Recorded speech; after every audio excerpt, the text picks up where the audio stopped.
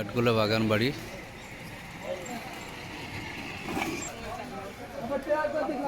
এই দেখো, এদিকে কিছু কিছু দোকান আছে, ছোটোখাটো দোকান।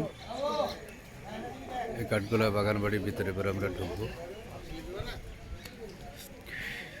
ও ছেলে আগেই ঢুকে গেছে।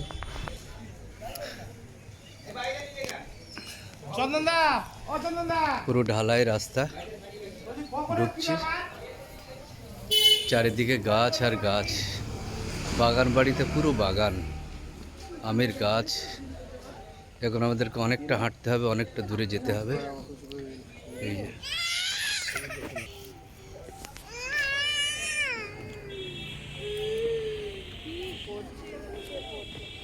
গাছের ডালে হনুমান বসে আছে, এই দেখো।